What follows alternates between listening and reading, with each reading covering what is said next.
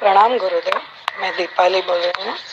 कल अपनी ध्यान साधना पूरी होने के बाद मैं पानी पीने के लिए रूम के बाहर गई, तो ये मेरी बेटी से बात कर रहे थे। मुझे लगा ये सो रहे होंगे, तो मेरी बेटी का फ़ोन आया था और उसकी बेटी भी 6 साल की, वो फ़ोन पे थी। मैं भी बैठी और फ़ोन बंद करने के टाइम पे मैंने उसकी बेटी को कहा, आई लव यू अनन्या।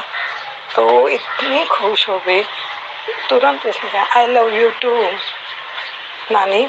और उसकी मम्मी को उसने हक किया और फिर वो बोली I we both love you too नानी। मुझे वो टाइम बहुत खुशी महसूस हुई, वो भी खुश हो गई। प्रणाम गुरुदेव, आपने मुझे अपनी प्रेम अभिव्यक्त करने की कला दी, इसलिए कोटि कोटि धन्यवाद। प्रणाम गुरुमाँ, प्रणाम गुरु। प्रणाम दीपाली जी। प्रेम की अभिव्यक्ति जरूरी है।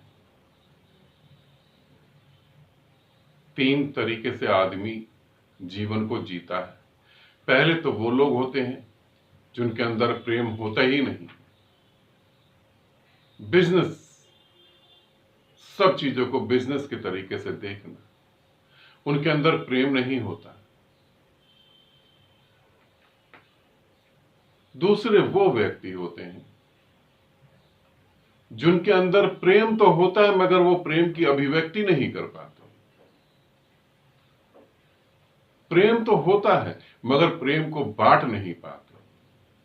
जैसे पहला व्यक्ति मरता वैसे दूसरा भी मर जाता है। ये अपनी दिल की बातें ही नहीं कह पाता, तो इसके साथ क्या होता है, डिप्रेशन हो जाता है, नशे में चले जाता है और आत्महत्या कर लेता है। तीसरा एक अलग व्यक्ति होता है, हृदय में प्रेम तो नहीं होता मगर प्रेम का नाटक बड़ा जबरदस्त करता है। और जब वो नाटक बड़ा जबरदस्त करता है तो लोग एक बार उसकी तरफ अट्रैक्ट तो होते ही हैं, मगर बाद में जो उसकी दुर्गति होती है वो जानता है झूठ कब तक टिकेगा, सब पता लग जाता है। अब इन तीनों के अलावा भी एक व्यक्ति होता है जो प्रेम को जीता है, अभिव्यक्त करता है। वो वही अभिव्यक्त करता है जो उसके भीतर होता है। वो ना तो नाटक करता है, ना तो दबाता है, ना झूठ बोलता है। जो उसके भीतर है उसी को वैसे अभिव्यक्त करता है। और जब वो इस तरीके से उसकी अभिव्यक्ति उसे एक्सप्लेन करता है तो अनंत अनंत जगहों से उसके ऊपर प्रेम बरसने लगता है। वो बच नहीं सकता। तुम ये ना समझना कि तुम चालाक हो, तुम समझदार हो, तुम प्रेम का नाटक कर सकते हो। पूरा का पूरा ब्रह्मांड प्रेम की भाषा समझता है। और जब सही मायने में तुम प्रेम अभिव्यक्त करते हो और प्रेम को जीतो तो संपूर्ण ब्रह्मांड प्रेम से तुम्हारे ऊपर उतर जाता है। फिर बच्चों से भी तुम्हें प्रेम मिलता है, पति से भी, पत्नी से भी। गुरु साधना में हमने यही तो करा, गुरु से प्रेम करा, फिर गुरु को छोड़ा और परिवार को प्रेम करा और फिर परिवार के साथ प्रेम में एक हो गए। प्रेम महत्वपूर्ण है। तुम जो बांटोगे वो तुम्हारे पास आ जाएगा, मगर नाटक करोगे तो कुछ नहीं आएगा। और दीपाली, जो तुम्हारे साथ घट रहा है वो परमात्मा घट रहा है। और इस पृथ्वी पर कौन है ऐसा जो परमात्मा को नहीं चाहता? छोटा बच्चा हो, बूढ़ा हो, जवान हो, सभी तो उसे ढूंढ रहे हैं।